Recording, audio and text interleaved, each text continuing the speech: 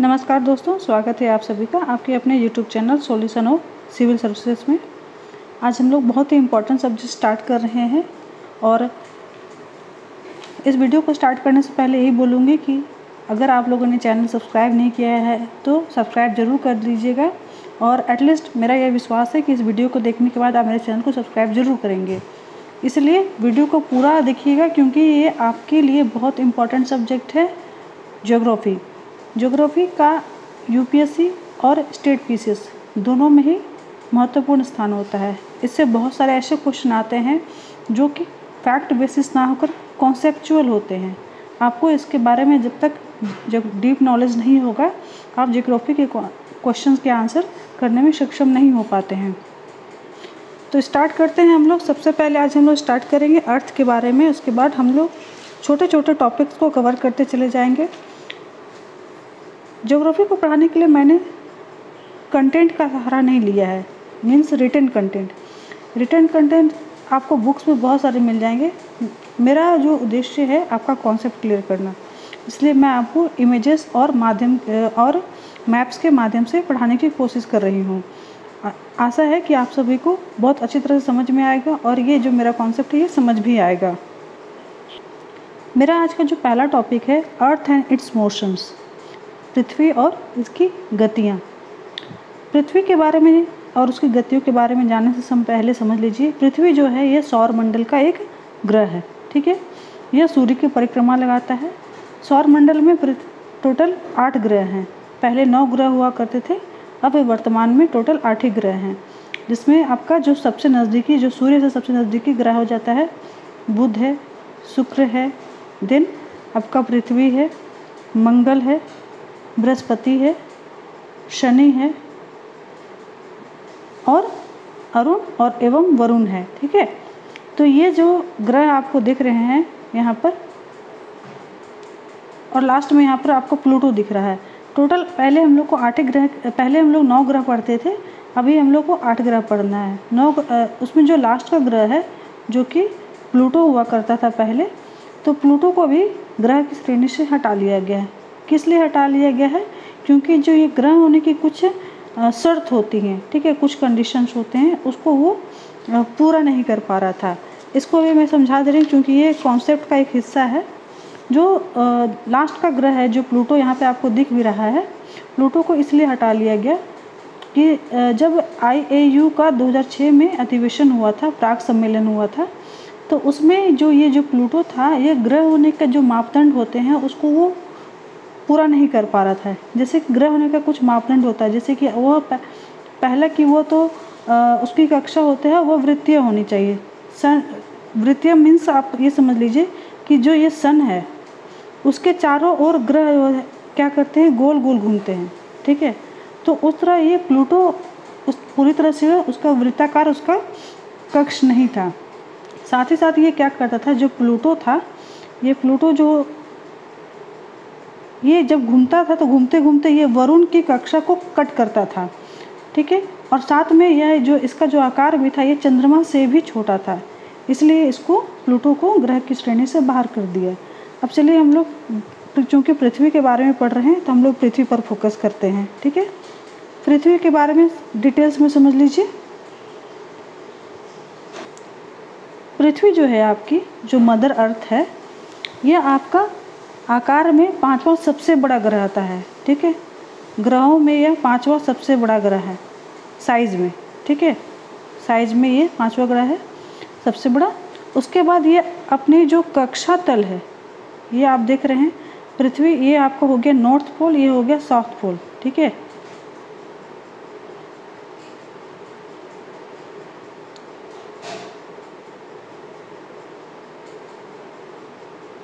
ये हो जा रहा है आपका नॉर्थ पोल और ये हो गया साउथ पोल। ठीक है, ये जो अपना कक्षा तल है, इसका जो ये कक्षा तल है, ठीक है, कक्षा तल से ये करीब 23.5 डिग्री ये झुका हुआ है।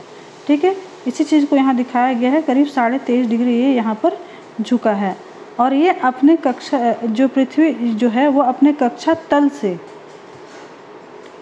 ये जो आपका तल है इससे 66.5 डिग्री का कोण बनाता है। कक्षा तल के ये हो गया लंब से आपका जो 23.5 डिग्री झुका हुआ है, ये लंब है, और ये जो तल हो गया, तल से ये आपका 66.5 डिग्री का कोण यहाँ पर बना रहा है। इसी चीज़ को यहाँ पे पिक्चर में दिखाने की कोशिश की गई है, ठीक है। लंब से कितना डिग्री होगा, 23.5 डिग्री, और ये जो अपना जो तल है, तल से आपका कितना डिग्री का कोण बनाता है यहाँ पर, ये टोटल 66.5 डिग्री का। ये कोण हो गया 66.5 डिग्री का, और ये हो गया 23.5 डिग्री का, ठीक है। चलिए आगे बढ़ते हैं। पृथ्वी जो है ऐसा ग्रह है जिस पर एकमात्र ही ऐसा ग्रह है जिस पर जीवन संभव हो सका है, और इसका फिलहाल एकमात्र उपग्रह है चंद्रमा है, ठीक है। प्राकृतिक उपग्रह मात्र चंद्रमा है। इसके जो व्यास की बात करें, इसका जो व्यास है, विषुवतीय व्यास जो है आपका 12,756 किलोमीटर है, और जो ध्रुवीय व्यास है ये 12,713.6 किलोमीटर है, और इन दोनों के बीच का अंतर जो होता है करीब ये 43 किलोमीटर है, ठीक है। यानी कि पृथ्वी का जो औसत व्यास आपको अगर मानने की औसत व्यास बोला जाए तो इसका औसत व्यास हो जाएगा, दोनों का जो एवरेज हो जाएगा ये 12,742 हो जाएगा, ठीक है। कितना हो जाएगा, 12,742 हो जाएगा, ठीक है। अब हम लोग इस चैप्टर में हम लोग सबसे पहले जानेंगे कि इसकी ये पृथ्वी जो है घूमता किस प्रकार है, अर्थात इसकी गतियाँ किस प्रकार की होती हैं। पृथ्वी जो है ये दो तरह की गतियाँ करता है, या कह सकते हैं कि दो तरह से घूमता है। एक तो ये अपने अक्ष पर घूमता है, ठीक है, जहाँ है ये वहीं पर घूमता रहता है। दूसरा है ये सूर्य के चारों तरफ घूमता है, ठीक है। इसी चीज़ को इस चित्र में आप देख रहे हैं, एक यहाँ आप देख रहे हैं जो ये अपने ही अक्ष में घूम रहा है, ठीक है, अपने अक्ष पर घूम रहा है, जिसको एक्सिस बोलते हैं, ठीक है। ये एक्सिस हो गया, ठीक है। तो ये अपने एक्सिस में ही जब ये घूमता है तो इसको क्या बोलते हैं, रोटेशन। जब ये अपने एक्सिस पर घूमता है तो इसको बोलते हैं रोटेशन। लेकिन जब ये सूर्य के चारों तरफ घूमता है तो इसको रिवॉल्यूशन बोलते हैं, ठीक है। इसके बारे में हम लोग आगे डिटेल से पढ़ेंगे। ये देखिए, इस इमेज में भी आपको ये चीज़ दिखाने के लिए आपको डिटेल से समझाने की कोशिश की गई है। ये आप सूरज देख रहे हैं, ठीक है, पृथ्वी है, ये पृथ्वी अपने अक्ष पर घूम रही है, घूमते घूमते ये फिर आगे बढ़ रही है, फिर ये इसी तरह घूमते घूमते ही ये आगे बढ़ रही है। मतलब ये बिना रुके ये घूमते घूमते चारों दिशा में सूर्य की भी परिक्रमा कर रही है, और साथ ही अपने अक्ष पर, अपने एक्सिस पर भी ये घूमता चला जाता है, ठीक है।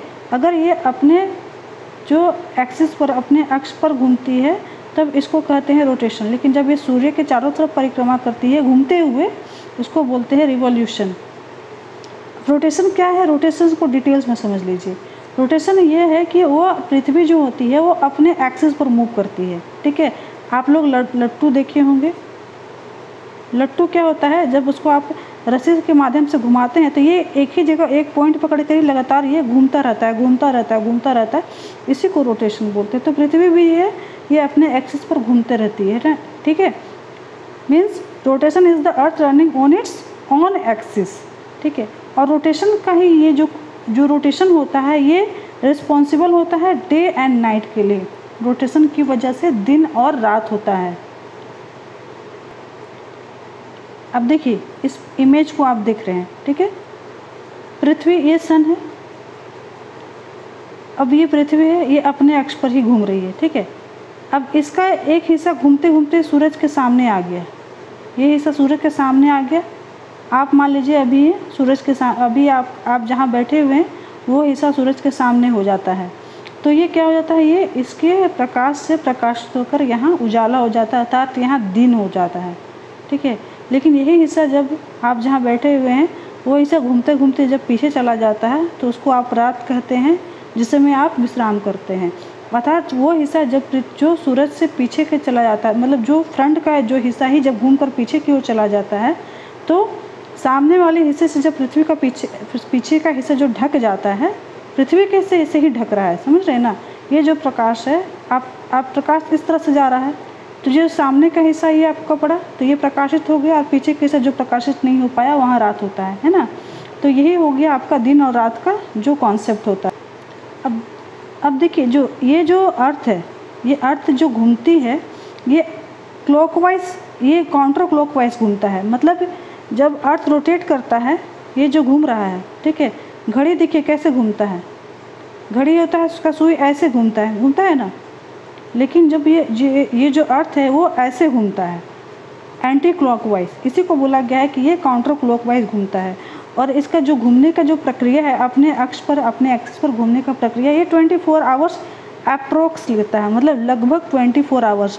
हालांकि 24 आवर्स आपको याद करने से अच्छा है, आप लगभग याद कर ले रहे हैं, अच्छी बात है, लेकिन आप पूरा याद करेंगे। पूरा कितना याद करना होगा आपको? ये 23 घंटे 23 आवर्स 56 मिनट्स एंड 4 सेकेंड, ठीक है, 23 आवर्स 56 मिनट एंड 4 सेकेंड, 23 घंटे 56 मिनट और 4 सेकेंड लेता है ये अपना अपने एक्सेस पर एक चक्कर पूरा करने में, ठीक है। कौन सा चक्कर? मीन्स ये अपने एक्सेस पर जो घूम रहा है, ठीक है, इस तरीके से। तो ये इसमें आपको उसको ये कितना समय लग जाता है? 23 घंटे 56 मिनट और 4 सेकेंड, मतलब करीब 24 घंटा, ठीक है। और जो इसकी स्पीड होती है, अर्थ की जो मूवमेंट की स्पीड होती है, ये करीब 1617 किलोमीटर पर आवर होती है, या फिर 1035 मिलियन पर आवर, ठीक है। अब आप लोग ये भी सोच सकते हैं कि पृथ्वी तो घूम रही है, ठीक है, पृथ्वी तो घूम रही है, लेकिन हम लोग को फील क्यों नहीं होता है कि हम लोग घूम रहे हैं? क्योंकि हम लोग पृथ्वी तो मूव कर रही है, लेकिन उसको पृथ्वी में ही हम लोग रहते हैं, तो हम लोग मूवमेंट हम लोग को क्यों नहीं फील होता है? तो इतना जान लीजिए, ये चीज़ आपको न्यूटन का फर्स्ट लॉ, आपने फिजिक्स में पढ़ा होगा, न्यूटन का फर्स्ट लॉ, ठीक है। मतलब object in motion stage in motion unless acted upon bye A outside force. कोई वस्तु तब तक विराम अवस्था में रहती है जब तक उस पर किसी बाह्य बल का प्रभाव नहीं पड़ता है। फॉर एग्जाम्पल, आप ट्रेन में गति कर रहे हैं, ट्रेन तो गति कर रहा है, तो ट्रेन के साथ आप क्यों नहीं चले जा रहे? क्योंकि आप ट्रेन तो चल रहा है, लेकिन आप उसमें विराम अवस्था में हैं। लेकिन जब उस पर बाह्य बल का प्रभाव होता है, अचानक ट्रेन रुक जाती है, तो आप क्या करते हैं? पीछे की ओर झुक जाते हैं। उसी तरह जब ट्रेन अचानक चल पड़ती है तो जब ट्रेन चल पड़ती है तो आप पीछे की ओर दब जाते हैं, और अगर ट्रेन रुक जाती है तो आप आगे की ओर झुक जाते हैं, है ना। तो ये होता है बाह्य बल का प्रभाव होता है। तो और पृथ्वी में क्या होता है कि पृथ्वी तो घूम रही है, साथ साथ इसका पूरा वातावरण, समुद्र, सब कुछ घूम रहा होता है। तो कुल मिलाकर ये क्या हो जाता है? विराम अवस्था में हो जाता है, और हम लोग विराम अवस्था में चले जाते हैं, इसलिए हमको गति का अनुभव नहीं होता है। तो रोटेशन आप समझ गए होंगे। अब हम लोग रिवॉल्यूशन के बारे में मैं अभी जस्ट बताई थी कि पृथ्वी क्या करती है, अपने एक्सिस के पास पर तो घूमती ही है, लेकिन साथ साथ ये सूर्य के चारों ओर भी चक्कर लगाती है, ठीक है, सूर्य के चारों ओर चक्कर लगाती है, और इसी को रिवॉल्यूशन बोलते हैं। हिंदी में परिक्रमण बोलते हैं, और रोटेशन को हिंदी में क्या बोलते हैं? घूर्णन, ठीक है। घूर्णन गति को दैनिक गति भी बोलते हैं। इस चीज़ को एक बार फिर से याद रख लीजिए। ये जो रोटेशन था, इसको घूर्णन बोलते हैं, और इसको दैनिक गति भी बोलते हैं, ठीक है। दैनिक गति क्यों बोलते हैं? घूर्णन तो इसलिए बोलते हैं क्योंकि ये घूमता है अपने अक्ष पर। दैनिक गति इसलिए बोलते हैं क्योंकि इसके एक रोटेशन में या फिर एक बार घूमने में करीब एक दिन का समय लगता है ना। 23 घंटे, अभी मैंने जस्ट बताया था आपको, 23 घंटे 56 मिनट 4 सेकंड, करीब 24 घंटे का समय लगता है, और जो कि एक दिन का बराबर होता है ना, इसलिए इसको दैनिक गति बोला जाता है। अब रिवॉल्यूशन के बारे में क्या बात करते हैं। रिवॉल्यूशन के बारे में मैंने आपको क्या बताया था पहले? रिवॉल्यूशन ये वो होता है कि पृथ्वी जो होती है वो सूर्य के चारों ओर चक्कर लगाती है। रिवॉल्यूशन मतलब क्या होता है? हिंदी में परिक्रमण, ठीक है, परिक्रमण। और जो अर्थ होता है सूर्य के चारों ओर घूमने में करीब 1 साल का समय लगाता है, ठीक है। हालांकि 1 साल ये बस एक रफली तरीका है बोलने में, ये 1 साल नहीं होता है, ये होते हैं total 365 days, 5 hours 48 minutes and 46 second, ठीक है। फिर से समझ लीजिएगा, ये हो जाता है 365 दिन 5 घंटे 48 मिनट 46 सेकेंड, मतलब 5 घंटे 48 मिनट को करीब हम लोग 6 घंटे बोल देते हैं रफली, इसलिए यहाँ पर आपको लिखा गया है 365 दिन और 6 घंटे, ठीक है। और ये 6 आवर्स जो होता है हर 3 इयर्स का जो 6 आवर्स 4th ईयर्स में जब ऐड होता है तो 6 6 6 6 ऐड होकर के टोटल 24 आवर्स एक जो कंप्लीट होता है, जिसकी वजह से 3 ईयर के बाद में चौथा वर्ष आपका लीप ईयर होता है। जैसे कि 2016 आपका लीप ईयर था, उसके 3 साल बाद में आपका 3 साल के बाद का जो चौथा साल आता है 2020, ठीक है ना। 3 साल के बाद का जो चौथा साल आया ये आपका 2020 आया, ये भी लीप ईयर हुआ। तो आपका रिवॉल्यूशन में कितने दिन का टाइम लगा, आपका कितने दिन का समय लगा, 365 दिन 5 घंटे 48 मिनट और 46 सेकेंड। तो ये आपका करीब इक्वल होता है 1 ईयर के बराबर, इसीलिए इसको वार्षिक गति बोलते हैं, ठीक है। परिक्रमण को क्या बोलते हैं हम लोग, वार्षिक गति। अर्थात पृथ्वी को सूर्य की परिक्रमा करने में 1 वर्ष का समय लगता है, इसलिए इसको क्या बोला जाता है, वार्षिक गति। तो आपको रोटेशन रिवॉल्यूशन समझ में आ चुका होगा। अर्थ का जो ये रिवॉल्यूशन है, ये जो 1 साल में जो अर्थ है सूर्य का परिक्रमा लगाता है, ये इसका जो सूर्य का जो स्थिति होता है, ये या सूर्य प्रकाश की जो स्थिति होती है वो पृथ्वी पर विभिन्न तरीके से अपना प्रभाव डालती है, ठीक है। जैसे कि आप यहाँ देख रहे हैं, आपको 4 ऋतुएं दिख रही होंगी। ये इसलिए है क्योंकि पृथ्वी जो है ये सूर्य का परिक्रमा करती है, और सूर्य का जो परिक्रमण का ही परिणाम होता है कि पृथ्वी पर 4 तरह की ऋतुएं पाई जाती हैं। जैसे कि आप देख रहे हैं, आप 22 दिसंबर है, ठीक है। 22 दिसंबर के बाद यहाँ पे 21 मार्च है, ठीक है। उसके बाद आपको यहाँ पे देख रहे हैं 21 जून है, ये उसके बाद 23 सितंबर है, ठीक है। ये अलग अलग मौसम को दिखा रहा है, और पृथ्वी पर सूर्य का अलग अलग तिथियों में अलग अलग प्रभाव रहता है। इसकी वजह से ये मौसम परिवर्तन के रूप में परिणत हो जाता है, ठीक है। इसी की वजह से पृथ्वी पर 4 तरह की ऋतुएं आपको देखने को मिलती हैं।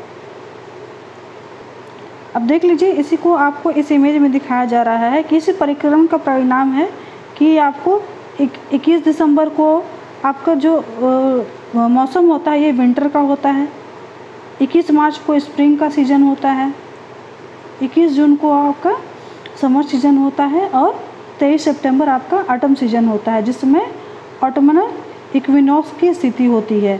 तो विभिन्न स्थितियाँ होती है सूर्य के परिक्रमण के दौरान, इसकी वजह से मौसम का परिवर्तन होता है।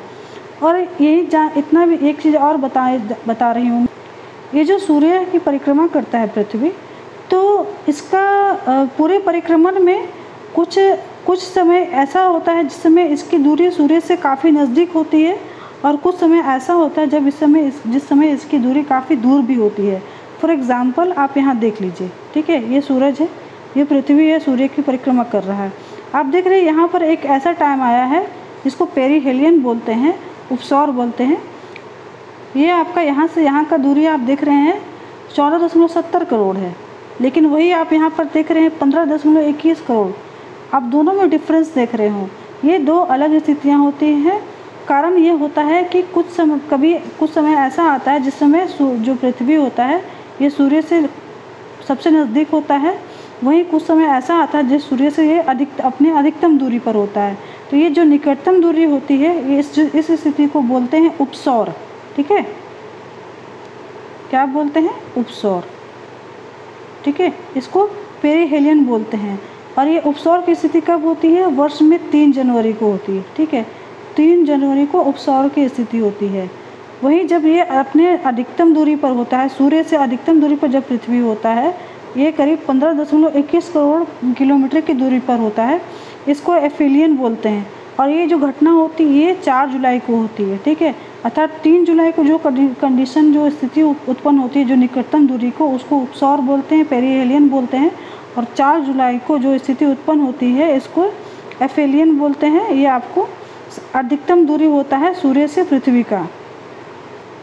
और एक और महत्वपूर्ण चीज़ समझ लीजिए कि ये जो पेरीहेलियन और एफिलियन के बीच में एक दूरी होती है, ठीक है, एक रेखा होती है, काल्पनिक रेखा होती है, ठीक है।